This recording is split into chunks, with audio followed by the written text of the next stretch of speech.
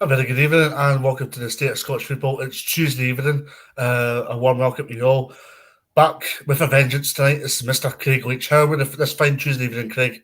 I finally recovered for COVID, so good to go. Absolutely.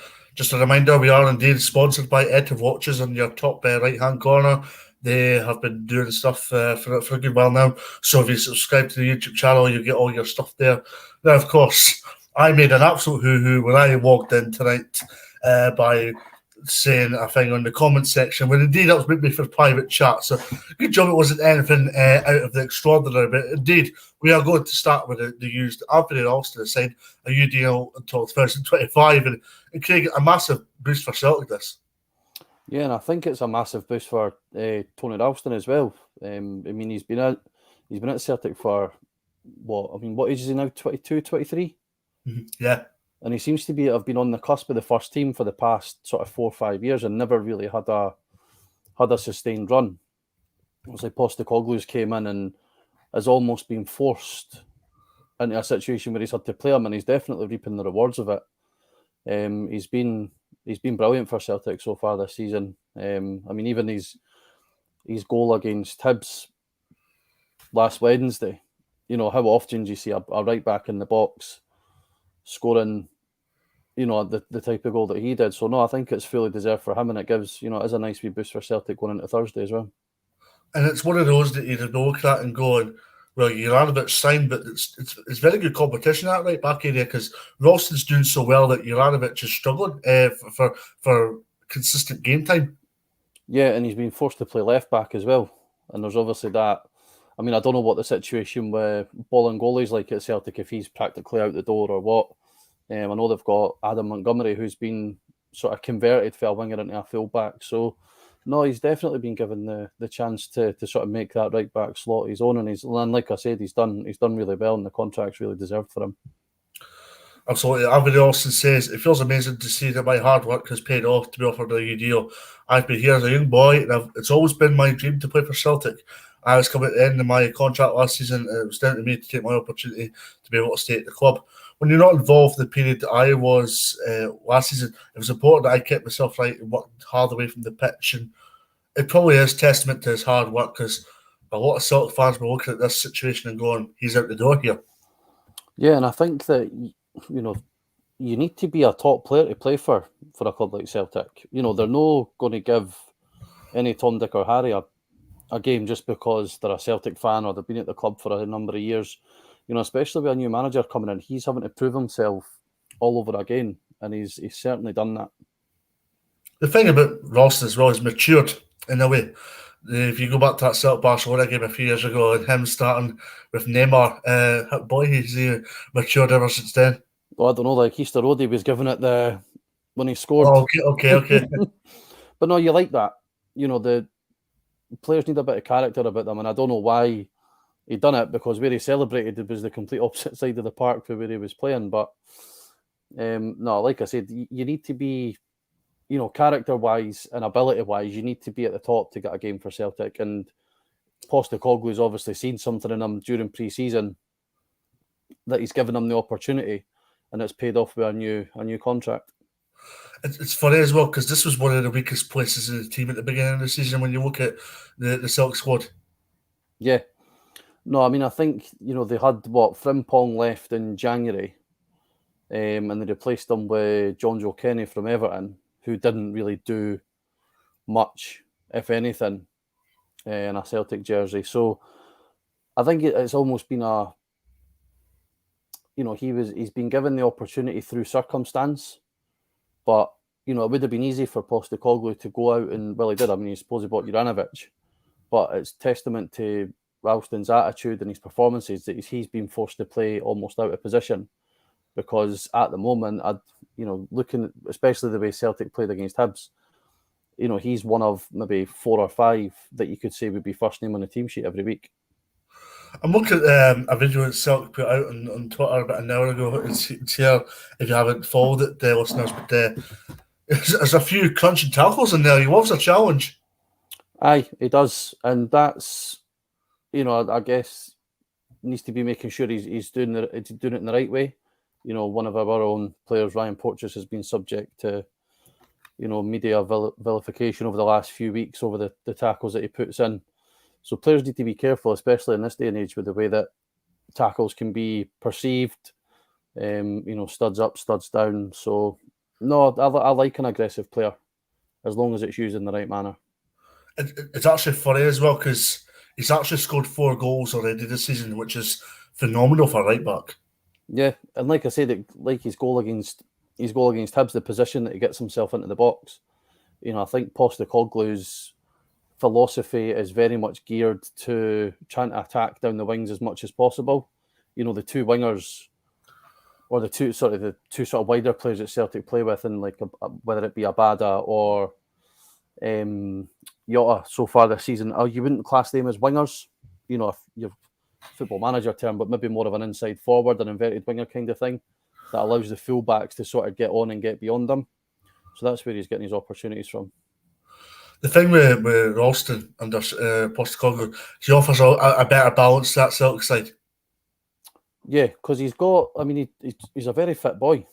He's definitely got an engine on him that allows him to get up and down the park with ease. And that's what you want in a fullback. You want, these days, fullbacks can't just be, what they used to be back in the, 90s, early 2000s and stuff, where they almost get to the halfway line and they got a nosebleed.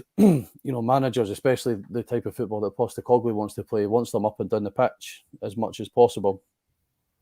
So he's, playing in that position for Celtic, you need to be fit, you need to have ability, and he's clearly got that in abundance at the moment. It's actually funny because the right backs that Celtic took on loan from AC Milan and Everton, he's probably overtaken him in terms of crosses out the box in particular. Yeah, who was the right back for AC Milan? Good question. If everybody knows, because we're not Celtic fans, if everybody knows, just tell us. It'd be much appreciated. Everton was John Joe Kenny. Yeah, he was. I was a big admirer of Kenny, but there was faults within his game as well. I think he came in at the. I think anybody signing for Celtic in January, given the way the season was sort of slowly beginning to unravel, was going to be up against it for the get-go. When they sold someone as popular and as good a fullback as Frimpong was, it was going to be a tough task for anybody to replace him. It was actually Laxalt. He was predominantly a left back, but Laxalt, right back. Yeah. So there was him, but in terms of the reflection here, just fantastic for Ralston, and he'll be looking to go and kick on now. And for this, he's got a big week coming up. He's got European action on Thursday, and then off to Dens Park on Sunday. On league terms in particular, they need to go and bounce back from that draw against Leinster at the weekend.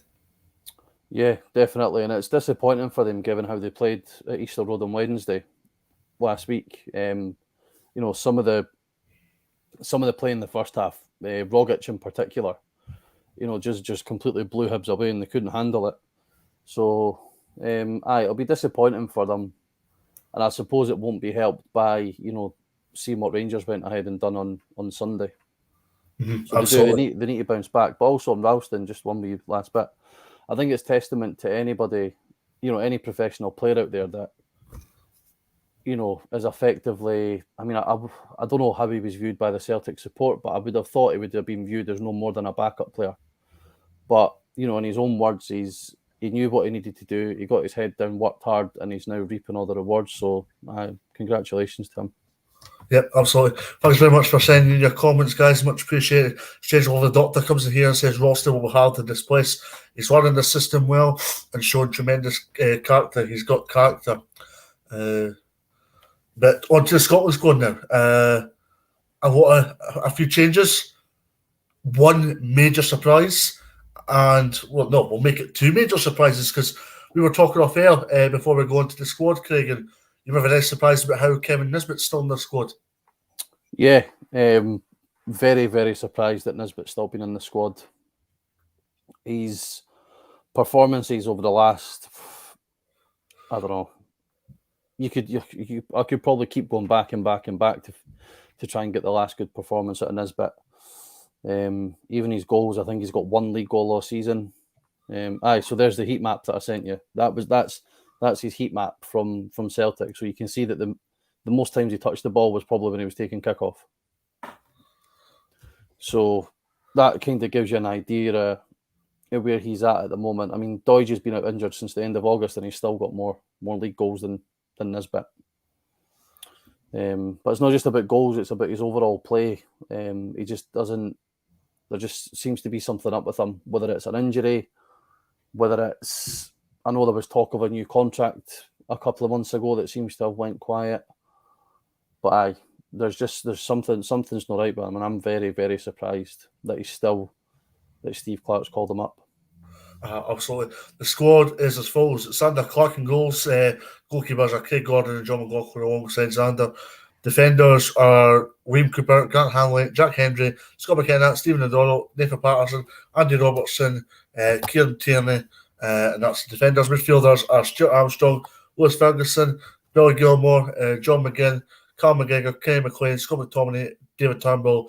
The strikers being Shea Adams, Jacob Brown, Ryan Christie, Lyndon Dykes, Ryan Fraser, Kevin Nisbet. We're going to go into a lot of detail here, guys. So, first and foremost, goalkeepers. Craig Gordon was as much as you're obviously a highbie. Craig Gordon was a stick-in. Oh, absolutely. I mean, he pulled off a save from Ramirez on Saturday. I think it was. I don't know if it was at 1-0 to Hearts or it was 1-0, but it was like edge of the 6 yard, but like between 6 yard box and the penalty spot. And he's just how he can get down. Craig Gordon's what 6'4", 6'5", 39-year-old. How he can get down as quick as what he did with enough power in his arms to keep the shot out. I'm very much a Hibs fan, but I can hold my hands up and say that Gordon's by far and away the best keeper that Scotland have got. Absolutely. John McLaughlin back in. Well, he was in already, but probably a justifiable one considering he hasn't obviously started every Rangers game, but he has came in and done his bit for Steven Gerrard's side. Yeah, and he's played. I think he's played a lot more regularly than what he would have expected. I don't know if it's maybe Gerrard's trying to manage McGregor's game time a wee bit now that he's also getting on, but I don't think you can argue with the goalkeepers. And I mean, the last one, it's a toss-up between Liam Kelly and Xander Clarke. You could make enough arguments for one of them as you could against one of them. So it'll be good. I think Steve Clarke said Liam Kelly was in the last squad. These two guys, Clarke and Kelly, are the ones sort of pushing McLaughlin and pushing Gordon as well. So he wants to get a look at them both. I don't think anybody admit this through respect, but I look at this Xander Clarke and Liam Kelly debate and go and say, if Xander Clarke didn't have the performance he did at Tardis on Saturday, I don't think Xander Clarke gets chosen again. Yeah, Clarke either has a really, really good game. I mean, you go back to the quarter-final against Rangers at Ibrox, the Scottish Cup last season. Yeah. And that kind of, I know he's been at St Johnstone for a number of years, but that kind of propelled him onto another level. But then after that, you never really heard much. You don't really hear much of him. And then, like you say, his performance I've only seen bits of it. But I think Dundee United were very aggrieved not to come away with 3 points on Saturday.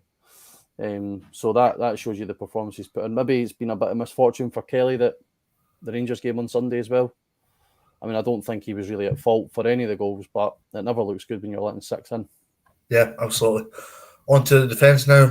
William Cooper and Grant Hanley, first and foremost, they were stick-ons because there's pretty much nobody that can come close to them in terms of experience. Yeah, I mean, the only ones that you could probably look at that could have been pushing in, maybe not to displace those two, but in terms of the centre-back position would have been John Souttar at Hearts. And if he hadn't had, the sending off at Ibrox at a push, Porteous maybe.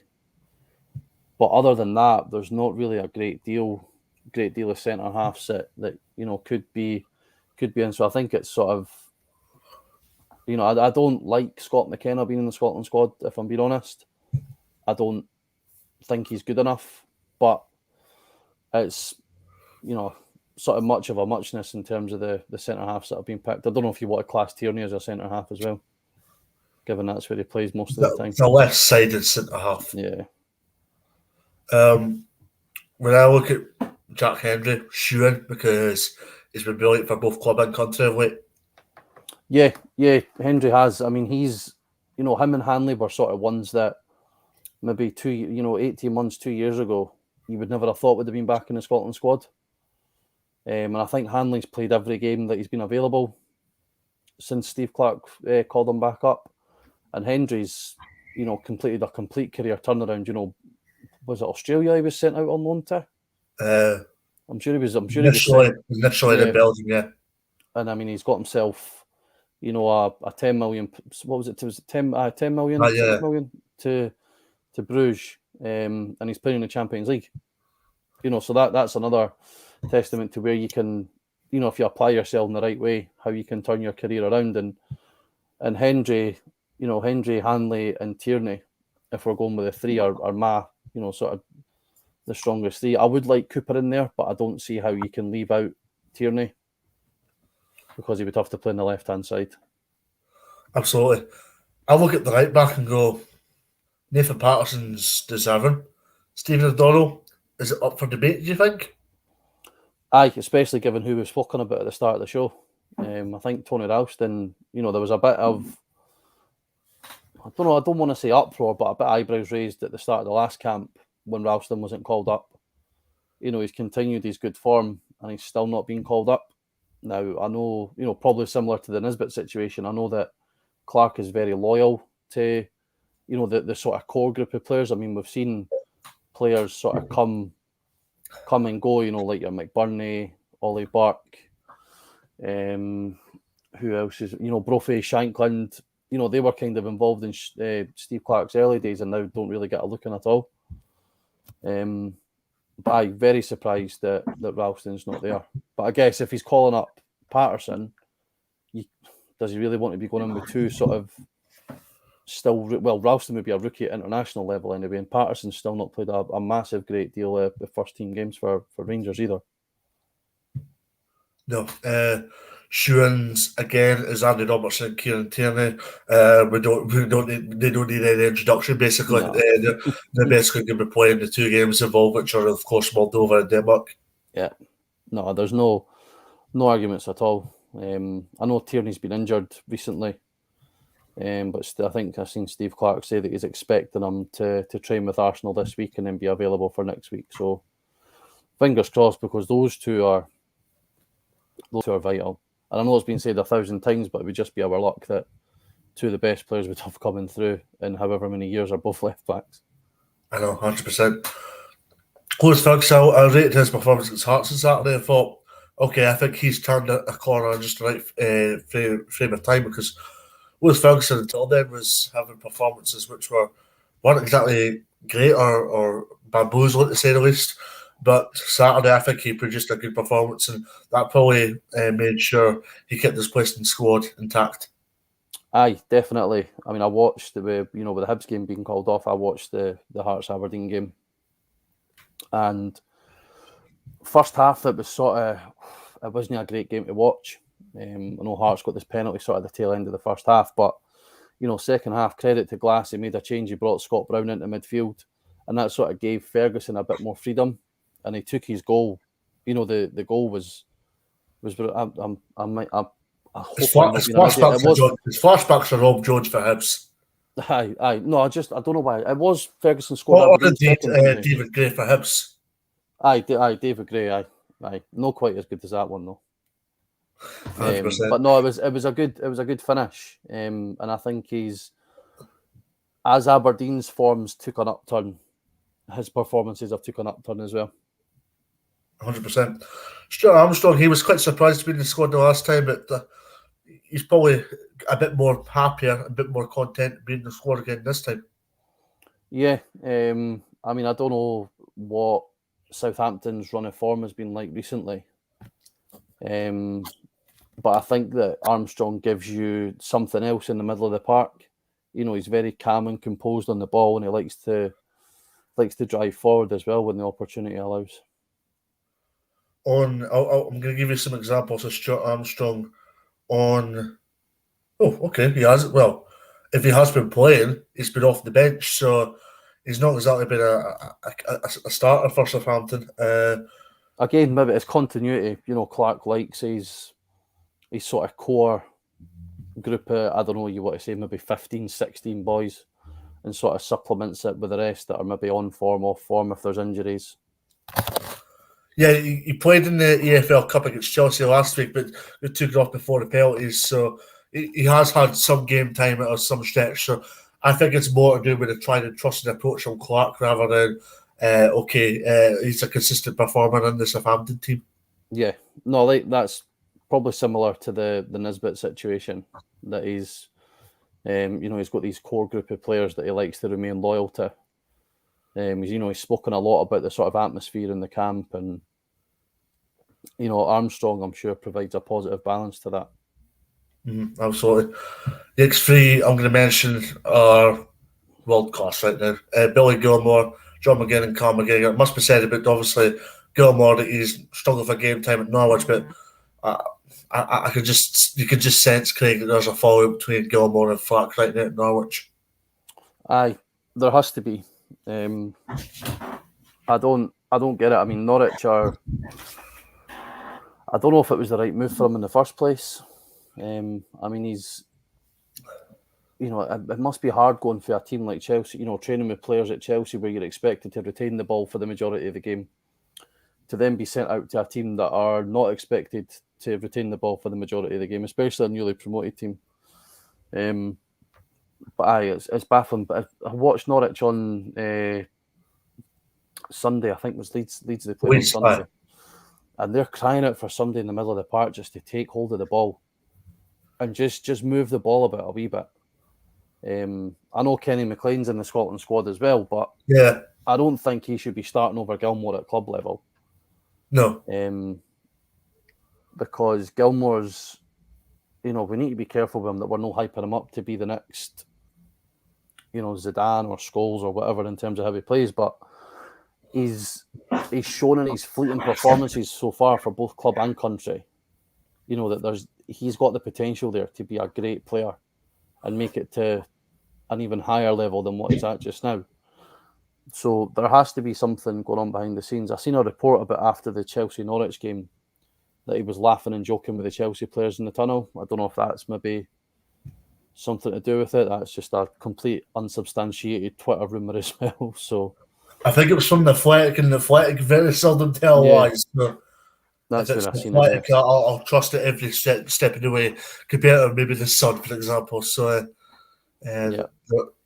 but I look at this and say to myself, we need to manage Billy Gilmore. I said it before the last European qualifiers, and that's what Man City have done with Phil Foden.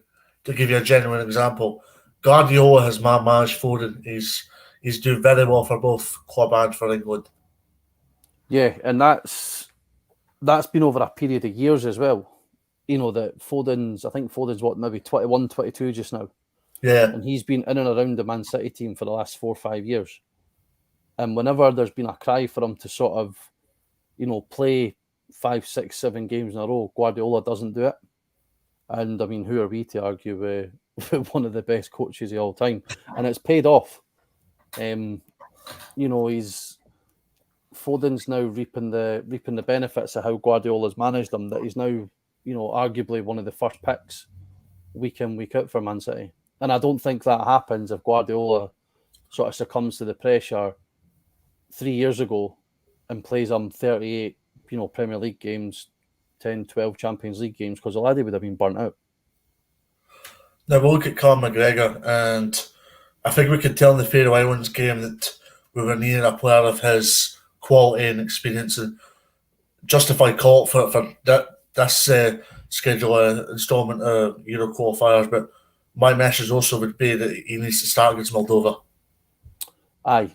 I mean, I've never been McGregor's biggest fan. I don't know what it is, but I felt like there's a player in there that could really take a game by the scruff of the neck if he wanted to. And there's been too often, I don't know if it's just purely been coincidence in the games that I've watched, whether it have been Celtic games or Scotland games, that he never seemed to have done that. But Postecoglou coming in the summer, giving him the armband as well, seems to have given him almost a new lease of life in a way. I mean, I could be way off here. Guys that watch Celtic week in, week out will be better placed to speak about it than I am. But he's been excellent so far for Celtic this season. And he's from what I've seen anyway, he's driving forward with the ball more.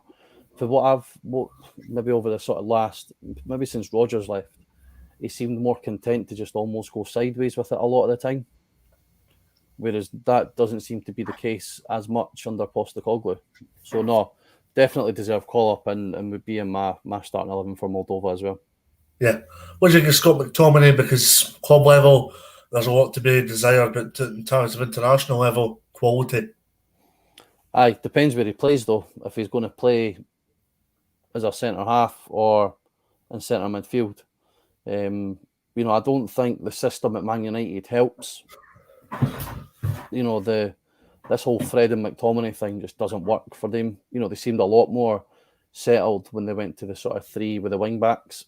It means they're almost having to cover less ground because when they're attacking, the fullbacks are pushing up to make it like a four in midfield, but they've also got the security of the extra centre half behind them. So maybe McTominay would be better off in the midfield sort of three for us. But then you get to the argument of who you leave out. So, no, he's a mainstay in the squad for me. He brings a bit of character as well, which I like. Big McSauce. Do you think this next few games is crying out for a David Turnbull type of player? The David Turnbull of this season, yeah. He's been, the midfield. You look on paper and you think the midfield three, him, McGregor, and Rogic. For Celtic, you wonder where the energy in midfield's going to come from, but they don't necessarily need it because they're that attacking. McGregor gives them the sort of stability, to know that Rogic and Turnbull can get forward as much as what they do. I still don't see Turnbull starting for Scotland, but in a game like Moldova, where we're expected to win, maybe we don't need to go with McGinn, McGregor and Gilmore. You could maybe sacrifice McGinn or Gilmore for him, to let him sort of take advantage of the space that we'll have and the sort of amount of ball that we've got. And we've seen for his goal against, Motherwell, he's a danger for 20, 25 yards out wherever he picks the ball up. Absolutely. On the strikers, we've touched on this, but Ryan Fraser, Lyndon Dykes, Ryan Christie and Shea Adams. When you're looking at the strikers, there's another striker which we'll get onto lastly, the unknown quantity as we call it, but onto the other strikers, and it's only Dykes and Shea Adams you look at and go, they're the two recognised strikers for us now, and Dykes is of course suspended for the first game against Moldova. And so's Christie. So if Dykes is suspended, you would almost think it would be Adams with Christie playing off him, but now that option's been taken away as well. So whether it's maybe does that where maybe if Turnbull's going to play, is that where he plays just off Shea Adams? Does he go because it's Moldova? Does he maybe give Nisbet a game to try and get his confidence back up, or does he go with the new call up Jacob Brown to see if he can get his Scotland career off to a flyer? We're not really blessed in the striking department at the moment. If Adams and Dykes are both fit and available, they're for me the two absolute standouts, and there's like a small sort of supporting cast behind them. Like I said, players that have been here in the past, with Nisbet, McBurney, Brophy, Shankland. But I think, based on the strikers, I think, there's a couple that could feel aggrieved to not have been called up with the form that they've been in. Well, here's where we're getting very much debatable here, Craig. Tony Watt and John Russell and Ryan Gauld have been fantastic for various clubs, and the fact that Clarke hasn't called them up is baffling to an extent. I think the Gauld one is less baffling for me when you look at the options that we've got I know Gauld's done extremely well, in Portugal last season and then over in the MLS, but to Clarke, he's a bit of an unknown quantity. No, he is an unknown quantity. It's not like you can go over to see him in person, which is a shame. For me, I think Johnny Russell and Tony Watt, especially when you look at the form in Nisbet, I think they two can be very, very disappointed to have not been called up. Especially when he's called up, this laddie from Stoke who's sort of just appeared on the radar in I know he'll maybe been on the international radar for a long time, but in terms of us as fans, we've never really heard much about him. Well, I'm just doing some research. Do you know if he is a born in his mum was born in Glasgow. Right, okay. Because he's born in Halifax, so it's not the bank Halifax, it's Halifax, a town in England. So here's hoping we can bankroll some goals from the big man when the games begin. But on his career statistics, 4 goals in 15 games. Does that make good reading for you? I mean, just before we came on, I went and had a look, and the goals were all right, to be fair. His first, the Sky Sports Twitter have put out like a wee 90-second clip of his goals, given that he's been called up. I mean, 2 of them were headers. One of them was a sort of deflection for the edge of the box that went through the keeper's legs. But he seems to be, all these goals have been different. One of them sort of cross comes in for the edge of the box, and he gets across the defender really well.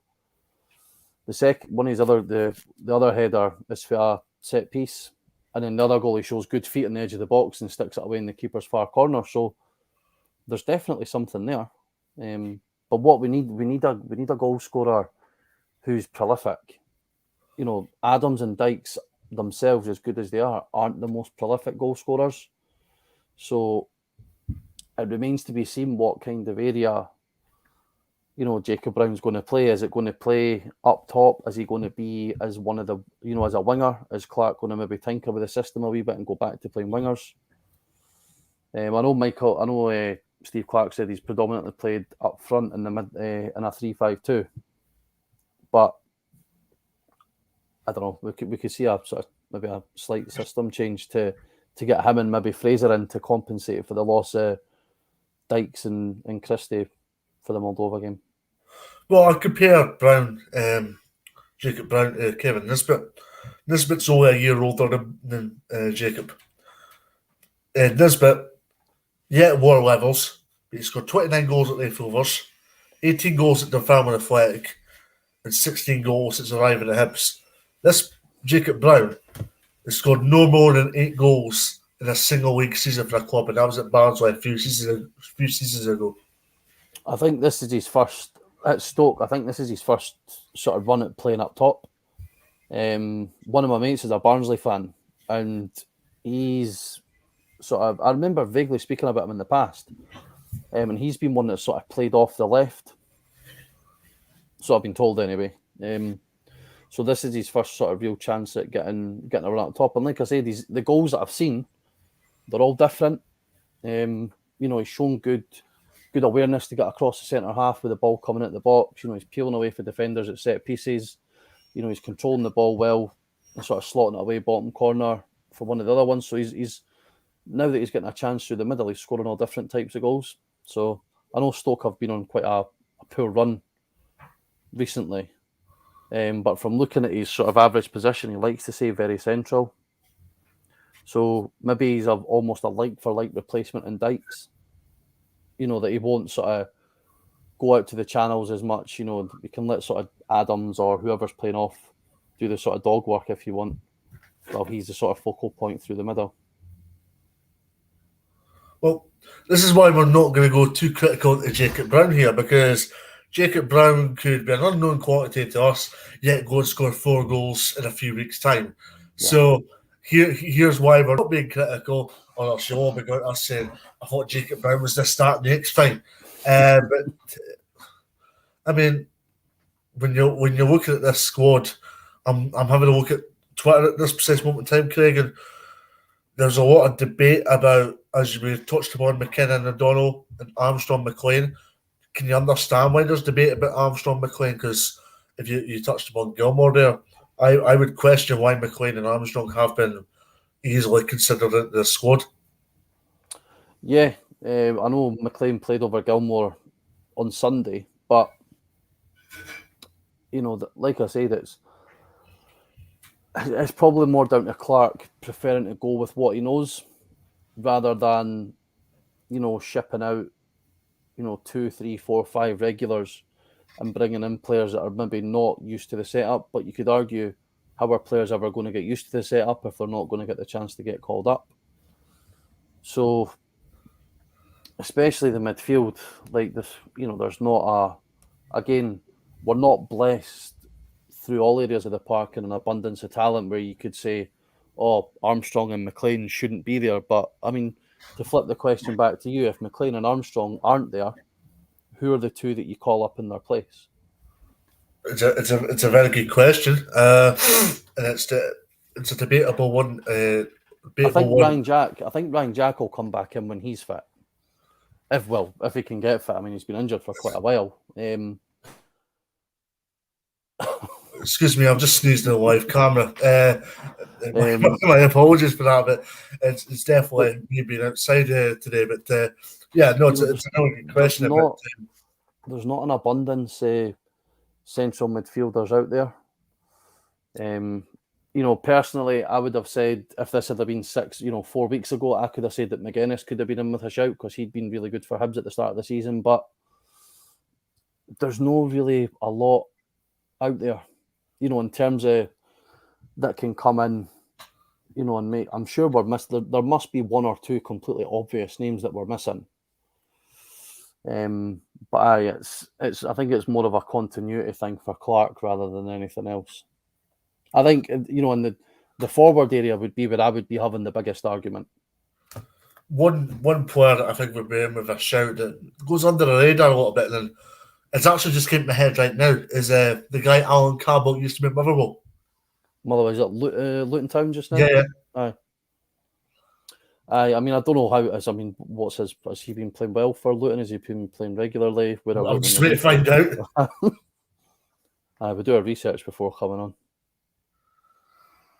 Right, he's played 5 times for Luton, 6 times, sorry, but hasn't scored. But I'd look at that by saying, you look at his Motherwell performances and I think he had enough of a case to be given even a consideration.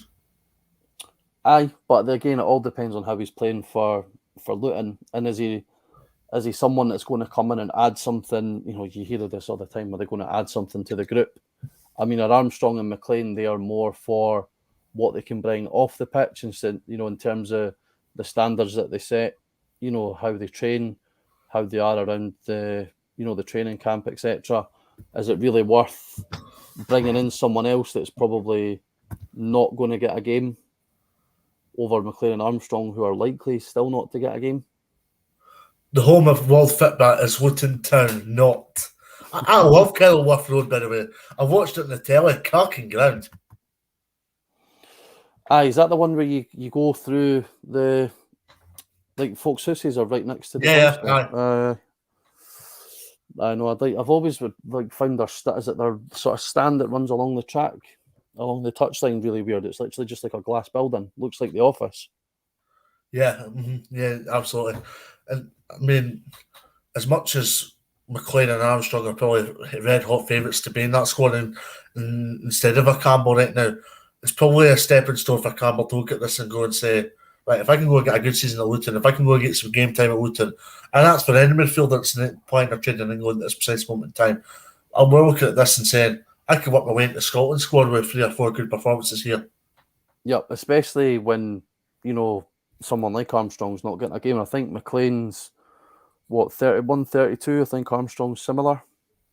So at some point or another, we're going to have to be looking at where's the next sort of, the midfield starting wise is pretty set for the next few years with McGinn, Gilmore, McTominay, McGregor, etc. But it's just, it's where are these next sort of ones coming through? I know I've mentioned McGuinness at Hibs, but where's the rest of them that need to be sort of chapping on the door a wee bit? And the opportunities there, there's 2 areas that we've identified, with Mclean and Armstrong, where if a player's performing well, they should be going to Steve Clarke and, maybe I don't know how it works at international level. I don't know if you can really chap the international manager's door, so to speak. But there is a space there, and it's up to these guys out there, like say Campbell, McGuinness. I don't know. I mean, names are escaping me off the top of my head. I can't even think of other players sort of around that maybe 19 to sort of 23, 24 mark that could be sort of on the verge of looking to break in. Absolutely.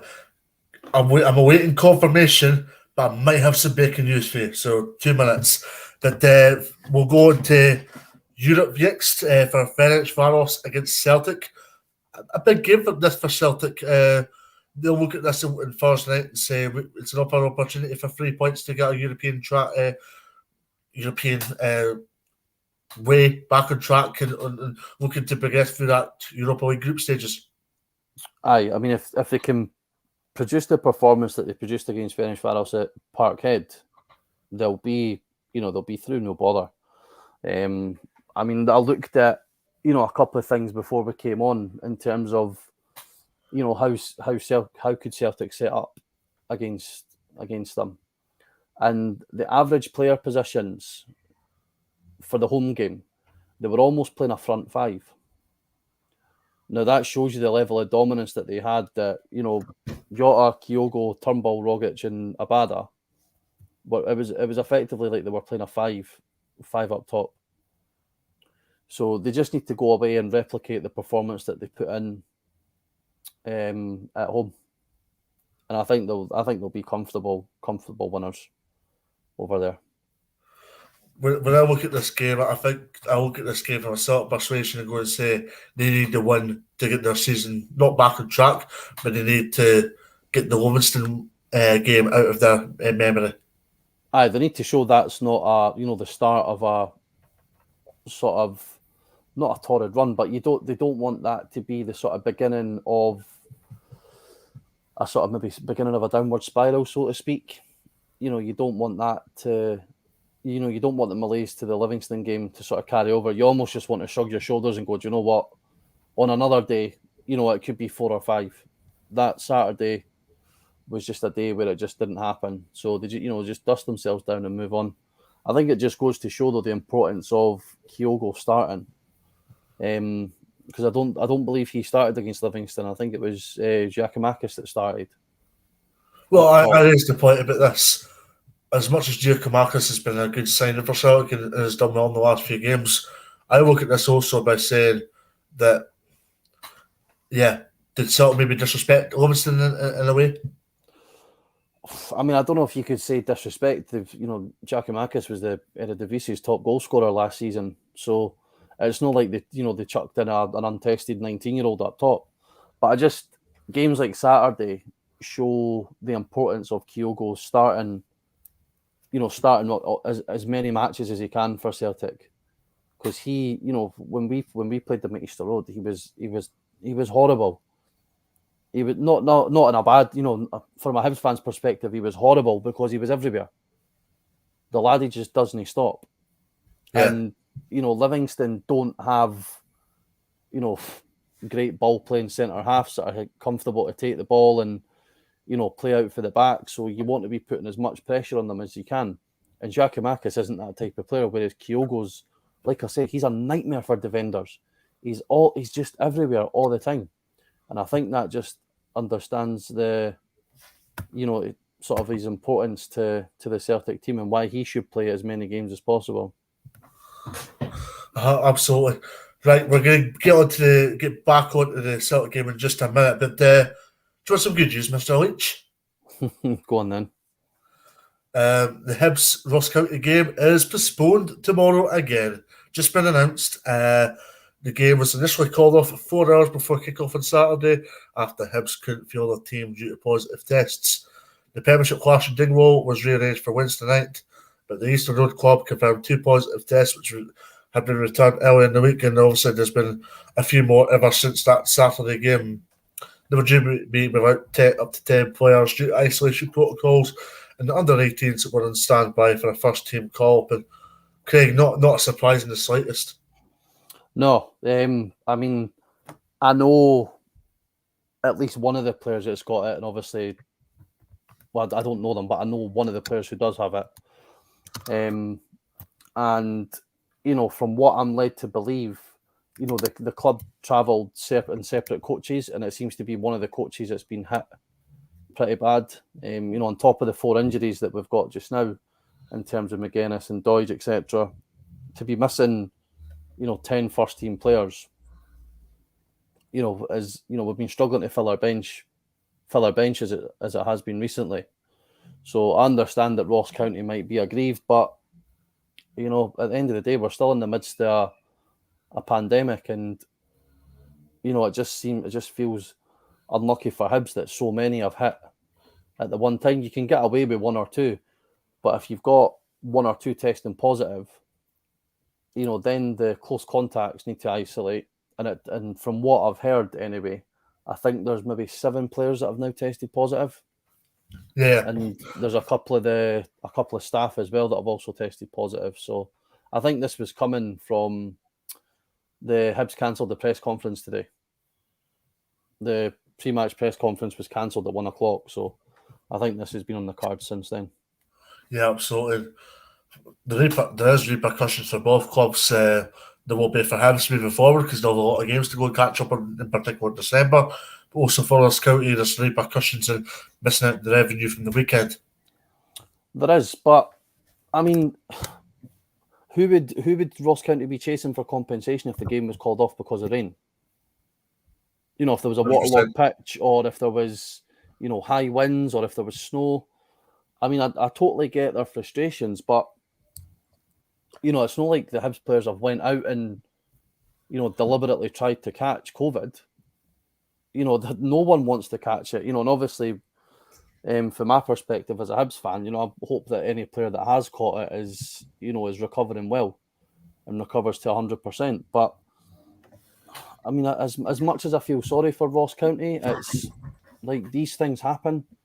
You know, did the clubs that they were supposed to play in the League Cup, did they get compensated for Ross County not being able to field teams? No.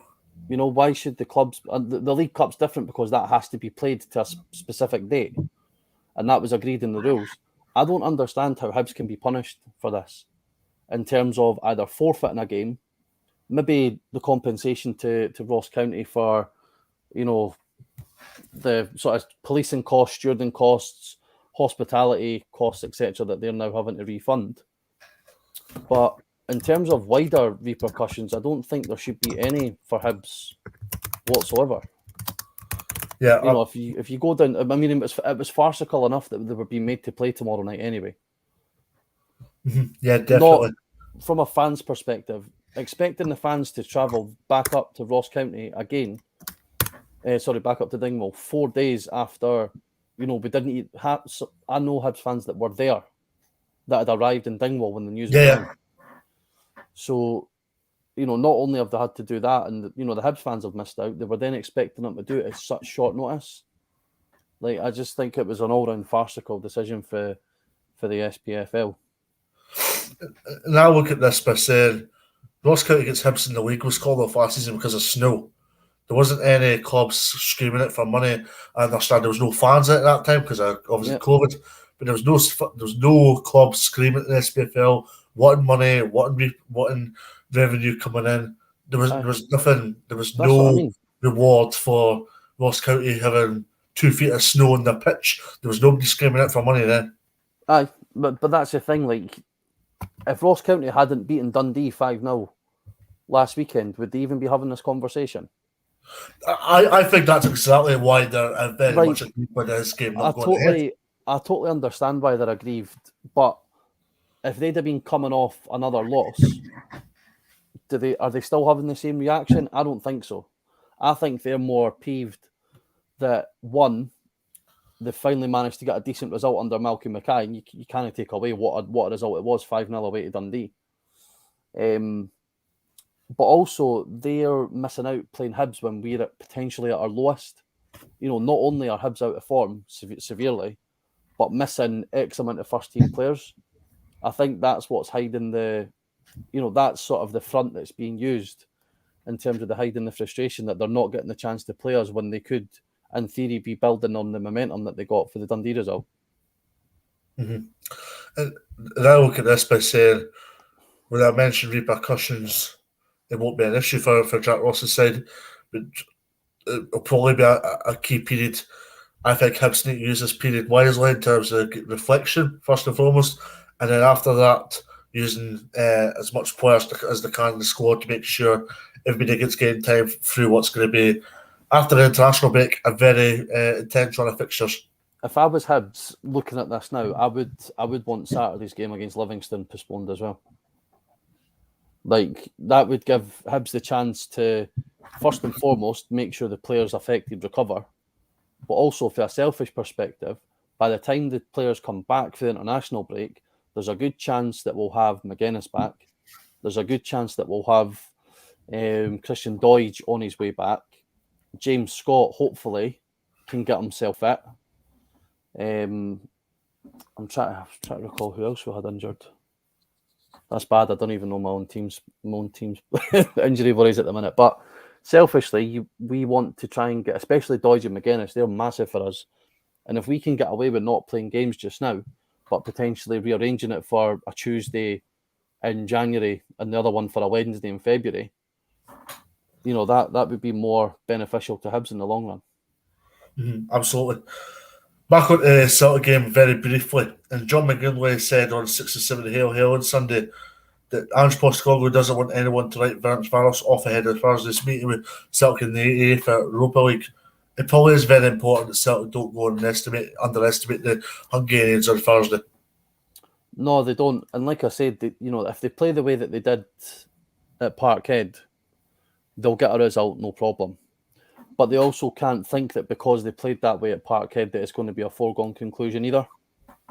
They need to make sure that they're as professional as they can be. I mean, I don't know what the makeup of the group's sitting like just now.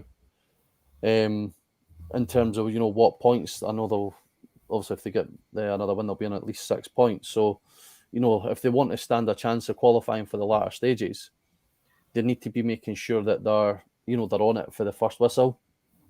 But also, I suppose, to give, because I think that whoever finishes third drops into the Conference League. Yes, So even then, they get another win in Hungary. They're guaranteed European football after Christmas, practically. So, very important for them. By the way, if the SPFL could do us a favour and send out a statement in the next 5 minutes, that would be much appreciated, because we're being told this game's called off and there's no statements coming out from the league. So any statements coming out would be much appreciated, just so we could go and share them before we come off air. But also, I look at this by saying, go back at the Ross County Hibs very briefly. I look at this by saying, Ross County, probably this is the last thing in Ross County's mind right now. For Hibs, it's hallelujah. Hallelujah in a footballing sense but not hallelujah in a health sense. But for Ross County, this is the last thing they need after, obviously, the situation when it ends part last week. Yeah, no, definitely. Like I say, they're missing out on the chance to play Hibs when we're at our lowest in terms of form, and missing, X amount of key players through injuries already, and then more key players through having caught COVID. So, like I said, I have a degree of sympathy for them, but I don't get what all the bleating and moaning's about. Like I said, if it was to be called off due to weather, they got to sue God, an act of God. Are they going to sue him and try to get compensation back for him? You can't legislate for the weather, but you also can't legislate when we're in the midst of a global pandemic that some players inevitably are going to catch it. But then, you could correct me here. Was it not the fact that the under-19s had the game on Friday night was one of the main reasons why the game couldn't get played? Yeah, so I believe that there's a rule, it's an SPFL rule, that you're not allowed to play within 24 hours I think it's a minimum of 24 hours after you previously played. So the Hibs under 18s played Hamilton, I think, maybe on Friday night. So they wouldn't have been. They physically weren't allowed to play. County were fuming in the late call-off first time around and are depressed league body for competition, having lost a substantial amount in terms of lost hospitality costs, stewarding and club television costs. But as we touched upon there, what is County going to achieve out of this? Because are they going to achieve 100% revenue out of this? Is it going to be all plain sailing? Not a chance. I know. I mean, it doesn't help Hibs' case, I suppose, when you've got a whistleblower sort of running away to the Daily Record, and saying that he caught them walking through the corridors without their masks on, like that sort of thing is. I haven't seen any other team sort of singled out like that in terms of potential breaches. Obviously, the Aberdeen one, but that was when we were in sort of the height of lockdown. With restrictions sort of beginning to ease. There's not really that many restrictions anymore, apart from wear a mask indoors. So I felt it quite poor for someone to be going running to the Daily Record rather than going to the SPFL directly themselves and reporting it. I don't get what the person's achieved by going to the papers, and I found out what team he supported, and it all started to make sense. But then I might be wrong here, and I'm not exactly the biggest hospitality expert you'll see, right? But is it not? I don't think it's mandatory now to wear a face covering in a hotel, or am I wrong when I'm saying that? I believe that I think it's like any other establishment. If you're eating or drinking, sat at a table eating or drinking, you can not have a face covering on. But if you're moving around the premises, you have to have a face covering on. But those Hibs players could have been taking a drink of water as they were walking through the corridor. We don't know. I think it's... I'll give you a prime example. I was having a drink in Union Square in Aberdeen in lunch hour, and I was getting a few dirty looks. I was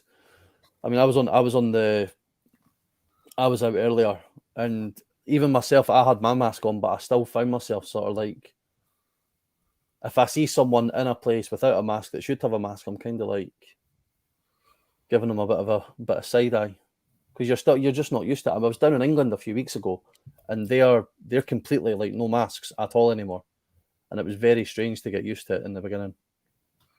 Yeah. Mm-hmm. Finally, we spoke about Very Forest against Celtic. Also, we've got Brøndby against Rangers, and a big game. This for Rangers over in Denmark on Thursday evening. Yeah, it's in Denmark, of course, right? Yeah, but again, similar to Celtic, if they can play away from home the way they did at Ibrox, they'll be fine. I just think that, from looking at the Brøndby game and the Motherwell game on Sunday, they just need to, I think, even though it's successful, they need to stop being so reliant on going down the right-hand side, because the majority of their attacks go through sort of Tavernier and then whoever's playing on the right, whether it be Aribo or Hadji or Kent when he's fit. But no, if they play the same way that they did at home, they should get a win, no problem. And I look at both Rangers and Celtic and go, for coefficient reasons and for progress reasons, I think it's important that both Scottish sides get a win on Thursday night. No, it is. I mean, you can, the Hibs fan hat being on, it's always funny to see the old firm lose in Europe, but taking the Hibs hat off and putting the Scottish football hat on, we do want to see them doing well in Europe, because it pushes, you look at it, there's going to be a club in the group stage of the Champions League next season, which for whatever club it is, it'll be massive in terms of exposure and revenue. But then that money will also begin to sort of trickle through the leagues again. So it's a win-win from a footballing perspective, and I don't say it too loudly, but good luck to both of them. By the way, Feed the Bear, he asked, do you sanitize your mask everything night after touching all day? I'll be honest, right? I'm going to give you a wee biological lesson at the end of the show here. I'll sanitize the cupboards and sanitize the worktops and everything, but I'll never sanitize my mask. Let's put that fair and straight, because if you want to sanitize everything, you'd be going to bed at 1 a.m. I throw mine away. I've got the throwaway ones. Oh, absolutely fantastic! Then we're past the hour, Craig. We've gone through a lot on this show, I must say, but that's all we've got time for, folks. Thanks very much for tuning in. We're back tomorrow night. I'm led to believe it's me and Mr. Colin Watt. We were supposed to have Stuart Garvey on the night, but he's had laptop issues, I'm led to believe. So we're back on tomorrow night and back with a vengeance. A lot more focus on, indeed, the Celtic Rangers games ahead of the assignments against Ferencváros and Brøndby, respectively. So thanks very much, and we'll see you again very shortly.